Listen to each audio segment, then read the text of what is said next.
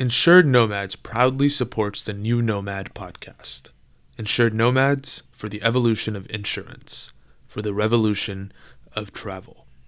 For all your travel, medical, and support needs, please visit our website at insurednomads.com. We support our location-independent community worldwide.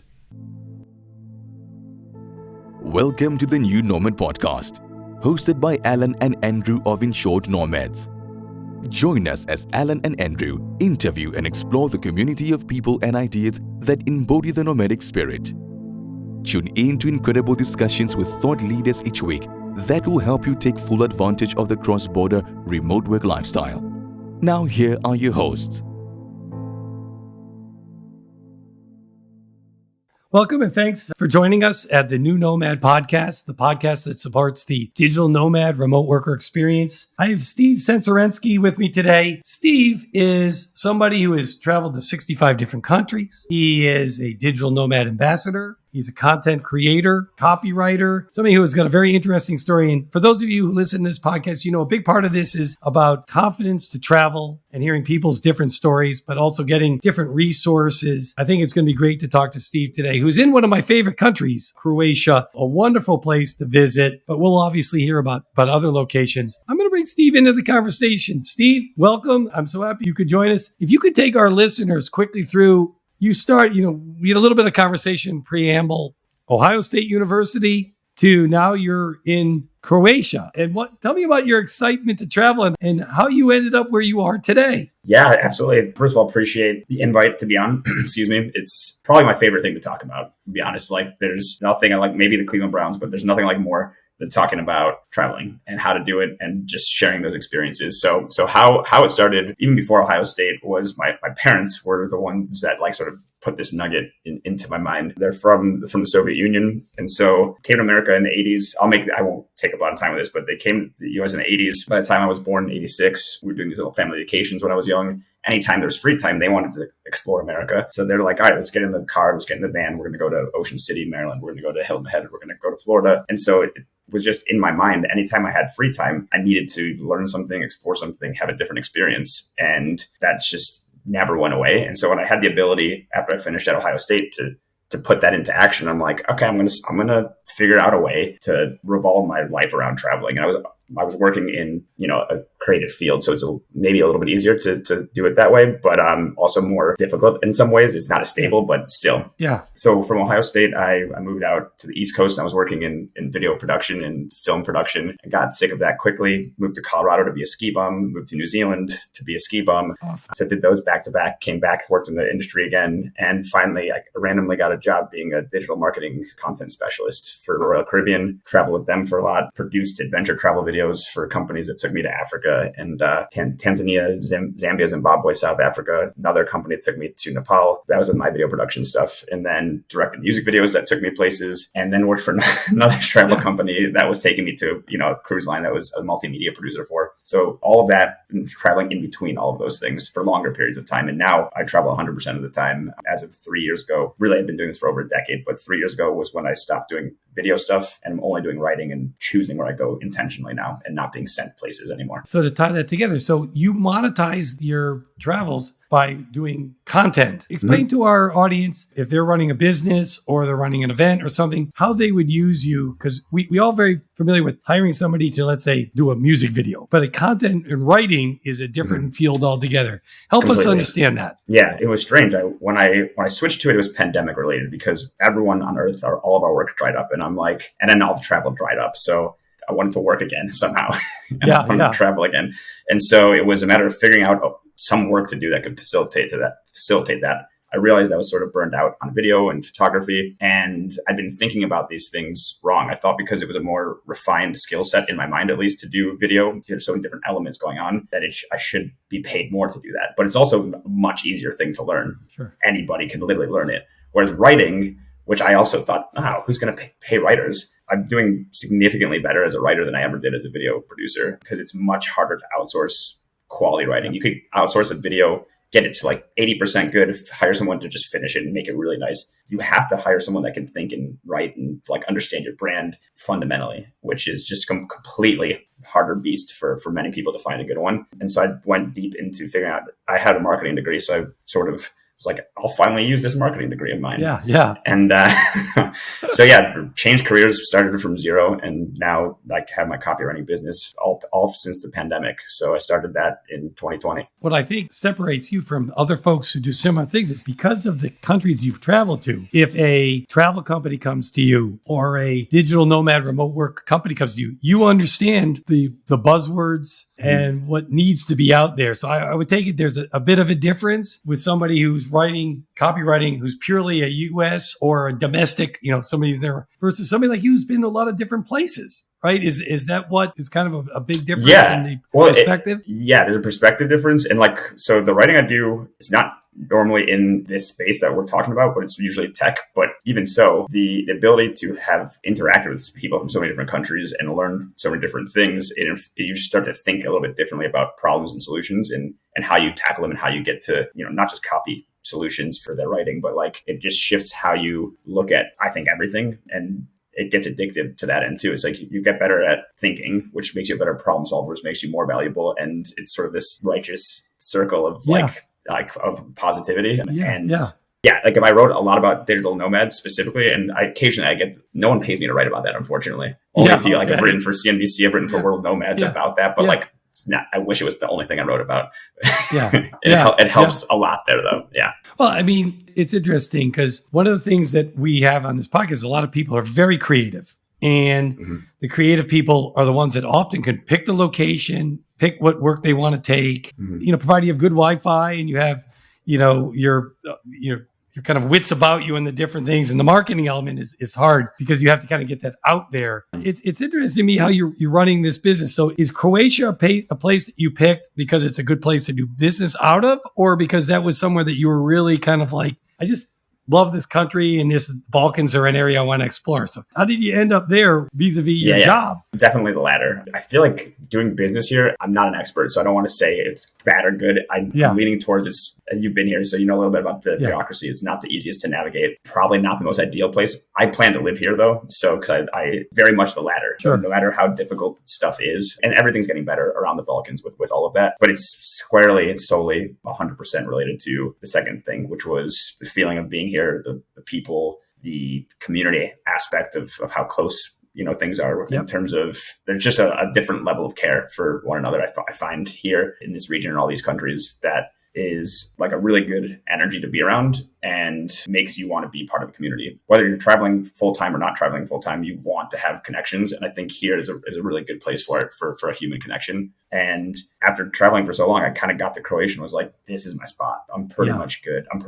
Like I still travel. I intend to continue traveling, but I like coming back here. Gotcha. And they're one of the countries that's done a good job with the digital nomad visas. Phenomenally good job. And what I love about it is, so I discovered it because like how everyone does, it's gorgeous. But when you come here, they are doing a really good job of promoting this particular visa. And I think that's why it's been successful is it's not just, so some governments will put it together and that's the end of the story. What happened here was the government obviously put it together, but with input from private sector. And then private sector said, cool, we have this tool now and we're going to take the banner and we'll run with it and we'll put this out there. And so it wasn't just like only incumbent on the government to say, let's pay for all the promotion. It was people here really wanted to make it work. And so it became like everyone knows the word digital nomad here. Like on the coast that I did, but in Zagreb, like there's a big hub there. There's like, it's a country that went so sort of all in on it. And that's also why it's really easy for digital nomads to come here because they know they'll be welcomed in here very easily. There's already an infrastructure. There's tons of these Facebook groups that have tens of thousands of people in them. Very like sort of focused on the end user, let's say, which is us. Well, I'll add that I've been to Croatia and what I was impressed with was what I'll call the creature comforts. The food is tremendous, but not overly expensive. Yep. You get a great cup of coffee, a nice wine or beer if you like. People are relaxed. You got the beaches you can get to. The cities are nice. There's some great history there. How about yourself? Are you running into the same thing? You're doing a better job than me. I was like, I feel like maybe because I'm back and it's so natural to me now. Like last year, if you asked me, I would have just said all the same things you did, but I'm like, I'm like kind of like at home. vibe now. It's just what it is now. So I'm so used to it. But and I was just in Albania, so it's a similar vibe with that. But like food here is phenomenal. People here are beyond excellent, and the history. That's another thing that the region has, like history that's just out of this world interesting. Not just recent history, but dating back to centuries and centuries and centuries. That quite frankly we just don't have. We don't have buildings that old in the States, which is fine. We're just younger. It's just what it is. But I love being in places where like Split, where I am right now, for example, Diocletian's Palace, which is like 1700 years old. Just stroll in there, you can have a coffee there. That's mind-boggling to me still, and I've been in there like hundreds of times now at this point. So the history intertwined with the modern society, and you have a whole different country when you go east. When you go east of Zagreb into Slavonia, out to Vukovar on the Serbian border, like you almost feel like you're in a completely new place, completely different. People are even nicer because like here they know they're going to get people coming to visit. Sure. Out there, they're like, you want to stay for a week? Fine. Here's food. Here's rakia. Here's beer. Blah, blah, blah. Here's wine. We made it all at home. We made it all domestic. Here's our cheese. They just like aggressively are nice to you. It's interesting because you touched upon the history aspects of it. When I was there, it was amazing to me as I traveled through the different areas that Yugoslavia ever held together as long as it did, because these are such different places. I mean, you touched upon you've been in Croatia, but you got in Albania. I've been fortunate enough to get to Albania, Montenegro, Kosovo. These are all within a very small area, but you can see they're so different. And historically, they were held together until the war in the Balkans. And thankfully that ended. There's still a lot of places you can visit that bear some scars from that time. But the people have come out of that, and rebuilt a whole wonderful different countries, right? It's interesting to go between these locations that aren't that far apart, but they're very different in a lot of the mindset. Yeah. And what I like is that this is interesting, an example from when I worked on cruise lines. Actually, I worked with a guy from, I can't remember the exact country. This is so long. It was over a decade ago. I think it was like Macedonia and Albania, maybe. But it was two countries that were regionally enemies. Yeah. And at the time, it was still sort of cold tension. And we were having a beer somewhere off the coast of like Alaska, I think. And we were talking about they were in war. Literally, they were older guys. They were both literally at war for their countries, and we were all having a good time, relaxing. I'm like, what's the deal? Like, how is this possible? It's like, well, when we're there, all that stuff sort of, we're told to think about that because our governments don't like each other. But when we're gone, when we're away from that place, we're the closest thing that we have to someone in common. And so And so when you remove all that physically, take yourself out of that place, like they're still intertwined on their histories, their people. Not to say they're the same, obviously, but like that's why I think that there's a sort of vibrancy here. People are really culturally rich. They stick to their traditions. They want to keep them, but they're also like past the war phase of all that, hopefully. It's all simmered now, but it is noticeable. I mean, there's differences that are very stark, but there's also similarities that underlie the whole region that make it really wonderful to be in, I think. So you mentioned something earlier, and you're a Cleveland Browns, and you're trying to watch from a distance. And admittedly, to our audience out there who may not be huge sports fans, a Cleveland Browns fan is a long-suffering, but you know what? There will be a reward someday. Teams do come around, and sometimes you wonder what type of pain and suffering you have to go through for that reward. But as you're traveling about, is it easy to follow your teams, nowadays from afar? And can you actually see the games, or do you just get the extract? I mean, are there associations like in the United States? If you travel to a different city, you can usually find a Cleveland Browns bar. But are there like groups that get together and watch these games where you've traveled, or is you kind of a more lonely experience? It's a more lonely experience. It depends, because there are some places where you could find like a Browns backers like outlet, but it's still like generally it's pretty solitary. But the Browns have a big fan base. So Ohio State is actually easier to watch. There's way more people that you can find to watch Ohio State stuff. But I follow it. It's usually like a day late. I'll read about it in the morning. But there's certain games where I'm like, I have to make an effort to watch this. I don't care what time it is. Yeah. So like last season, we had our first playoff win and the game in forever. And so I believe it was a primetime game. I stayed up till game started at 2 here, I think. Later, even maybe 2. I was up till like 4 a.m. at least, watching the Browns. Yeah. And I watched their next game also late. Watched Ohio State get destroyed in the national championship the other year or two ago, whenever we were at the championship. Yeah. Correct. Yep. I didn't watch that whole thing because it was clear we were going to lose by the first quarter. So I'm like, great, saved me some time. I can get some sleep now. Yeah. But I've gone here. I mean, here in Split, where I lived for part of the season last year, there's a bar that has like NFL Red Zone. So go there and have some beers, and you can actually probably this weekend. That's what I'll do.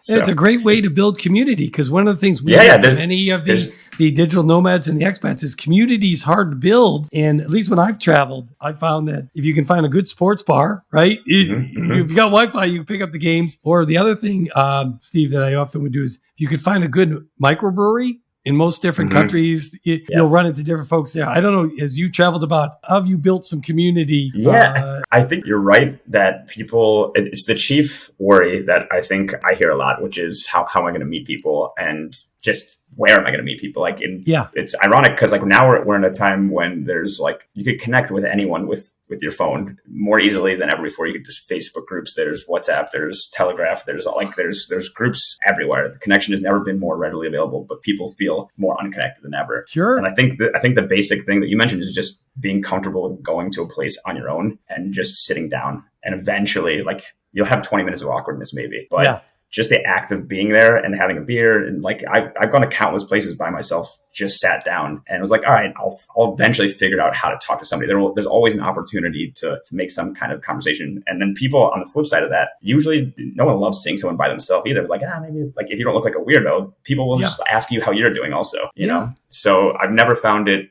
wildly difficult. It's definitely not the most comfortable thing on the planet, but what's nice about I think this lifestyle is you choose. It's on you. If I want to be alone, I'll be in my apartment here all alone if I want to be. But if I want connection, I have to go do it myself. So I have full control over all elements of my life, which I think is a super powerful and empowering thing. And then it's what you want to do with it at that point. Well, I forget who said it, but somebody once said 90% of everything is just showing up. And if you don't show up, you won't meet anybody, right? Yeah. And that's all you have to do is meet there's a couple people in the light area that you are. So we've talked a lot about Croatia, but certainly as you've been traveling about the 65 different countries, why don't you share a few of the highlights of places that, somebody's listening to this broadcast says, I'd like to go to Croatia, but where else, Steve, would you recommend that you've had great experiences and take us on a little travel log? Yeah. So recently, and this one blew my mind, it was Georgia, Tbilisi, and Batumi. So I was in Tbilisi, Gori, Batumi, in a town called Kazbegi,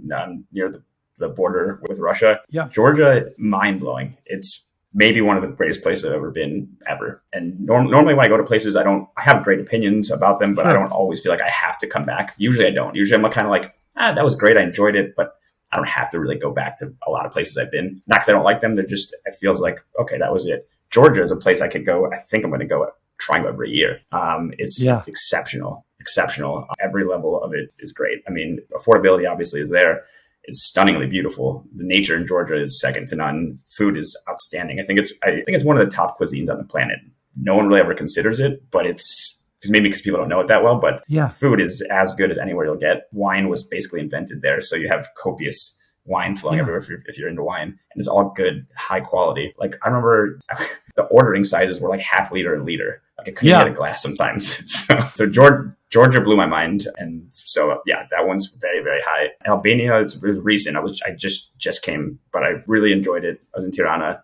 I feel bad that I didn't get to explore more because just time wise, I was only able to spend a handful of weeks there. But that was also one of those ones where it was not expected for it to be that enjoyable. New Zealand, I lived in for 11 months, but that was ages ago. I'd imagine a lot of the good stuff hasn't changed. It's gotten more expensive now, but stunningly beautiful. Every kind of landscape you could want. They have deserts, mountains, glaciers, rivers, fjords. Phenomenal and pristine. I think it's taken care of above everything else. So those three have been really enjoyable. And if you're a Lord of the Rings fan, it's a fantastic place to go. They've made quite a tourist attraction out of that, right? Yeah, they did. I mean, you have Hobbiton or whatever, it's the town that they filmed in or that they created and filmed in. But Mount Doom, you can actually there's a trail called the Tongariro Crossing, and Mount Doom is in there, and you can walk up to the top of it if you want to. You touched upon something with different cuisines too. It's amazing. Mm-hmm. I would have never thought of Georgia. I'll look into that. And I'm just wondering, because it's kind of at a crossroads, right? So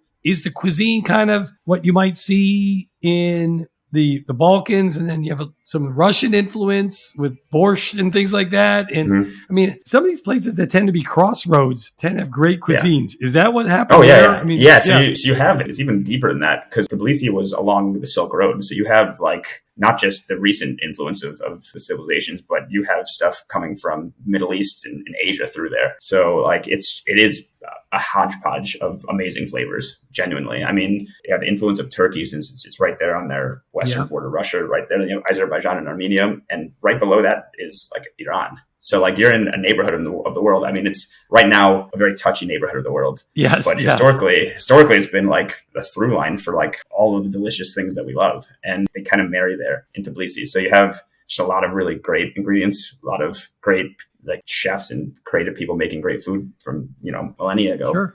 And like the first time I went out to walk around town, kept seeing these people eating these dumpling looking things. Yeah. And I thought, I'm like, oh, cool. It's like an Asian restaurant. Cool. And then the next table saw the same thing. I'm like, I was with a friend of mine. I'm like, is this Georgian food? Like, what's going on? It's like, yeah, these are hinkali. Like they're soup dumplings. I'm like, I never would have thought there'd be some like soup dumplings here, but it looks like Chinese or Asian food, whatever. And then you have these delicious cheeses that are like hachapuri, which is basically like a bread bowl, cheese, and ajari, and hachapuri has a giant egg cracked in it. Mix that all up and you have like the best, most decadent, cheesy bread experience of your life. I can talk about Georgian food aggressively. No, my mouth's watering just thinking about the soup dumplings, which of course you've got to be a little careful so you don't get burned if you hit them wrong, right? So you're definitely, there's a technique. There's a technique. So you make a little hole, let it air out a little bit, suck some of the soup. You got to, because they come out lava hot. They'll tell, phenomenal. You make me laugh, Steve, because I ran into that when I was in China and did the soup dumplings the first time, and they're like going through the whole thing. And no matter how many times you've tried, you'll always mess up the first few times you have them, and you'll get a little bit cooked on there. So the question we ask all of our guests actually, and I know you've given us a couple overlooked places, but we'll have to put this off to the side on Georgia and others, is could you share with our folks a overlooked person, place, experience that maybe people want to get out in that big world of ours and investigate that's a little bit different? Yeah, I mean, I definitely blew it by saying Georgia earlier in the conversation because that's going to be. I know. I put you behind the eight. Off the bat. No, it's fine. It's fine because I could come up with something else. Oof. I will say. Well, first of all, I'll say, and I haven't been to some of these, but the region that Georgia's in is also very interesting. Azerbaijan and Armenia. It's not from personal experience, so I feel like it's not fair to go into, but that whole region just seems great. I will say, you know what? I'll go with Nepal actually. Oh wow. Yeah. Because Nepal is, I hope people associate it with the Himalayas, but it's much more majestic in real life than I think what anyone actually imagines. So you fly into the Kathmandu, which is sort of the embodiment of chaos. And you wonder like how this peaceful religion of Buddhism could be prevalent in this just like chaos. And then you fly off into, Lukla Airport, which is literally billed as the most dangerous airport on the planet because you have to land like on a slope because there's no roads that go there. So if you want to go to the Everest region, you have to fly into this dangerous airport. When they fly out, you fly off a cliff and then come back up, by the way. Oh, wow. Because there's just not enough runway.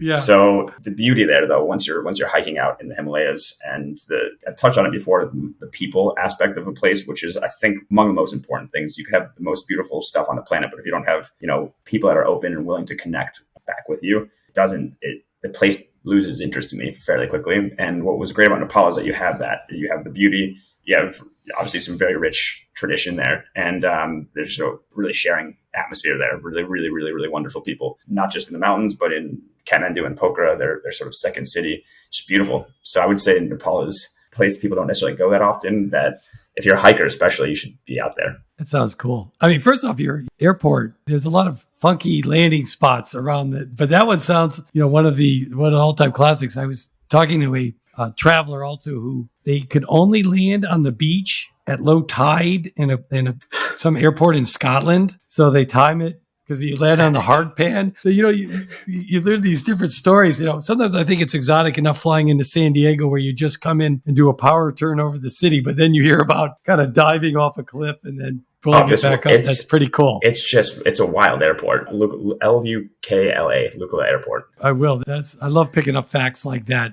And that's the type of intellectual curiosity that's really cool about, our digital nomad community. So as we wind down the interview today, you've obviously traveled a lot of places. Would you mind just sharing a few travel tips with somebody who's listening to this podcast and says, I want to do what Steve's doing, but I don't want to make any mistakes. course, we'll always make mistakes. That's how we learn. But is there a couple of shortcuts or travel tips you might have to make people's life a little easier on their travels? Yeah, I think one of them is something we touched on before, is a willingness to be open to new experiences and not sort of be in the bubble of your own expectations. That could take the form of either just doing something different or putting yourself out of your comfort zone and talking to people that you might not. So that's always a good tip for when you're already traveling to get going, is to just, honestly, it's simple. It's just to actually pay for a trip, not like make plans, but like put money on something. Because once you've paid for that plane ticket, you fundamentally shift how you're going to go about everything else after that. Because you can plan meticulously, but you can always find an excuse not to go. But once you pay for something, I would say that helped me back in the day. Was like, I tried to make plans with friends and nobody would go with me. This was years and years ago. And I'm like, you know what? I can just go by myself. And that was a harrowing thing. But once I paid for it, I'm like, all right, it's done. It's done. I have to do it now. I think that's a great tip, because as a matter of fact, I'm going to Cambodia and Laos early next year. And all these people are like, yeah, I'm in. All right, let's now buy our tickets. 6 people became me and my friend. All of a sudden, when money has to come out, right? Yeah. You find out who is really going and who is not on that. And it's a difference between you going or not going also. So I think that's like something I found out I take for granted now, is like, I'll just look up something I want to do and pay for it and it's done. But in the past, that wasn't so easy. But it was the thing that made me actually get going, was putting money on the line. Very cool. So where can people learn more about you and catch up with you and use your copywriting services? Share with our audience, and we'll make sure that folks, that this is in our notes on the podcast, so you'll be able to get links when we post this. Perfect. So for writing, it's sbtcreative.com. And then, obviously my LinkedIn has tons of stuff for photography and other stuff, just like more in the moment travel stuff that I'm doing. It's finally.made.it at Instagram. And those are the main two. And then I'm always happy to connect if anyone wants to reach out and have chats as well. So. And certainly if I was heading to Croatia, I would look you up too. So this is just great. I'll be here for a bit. So come on over.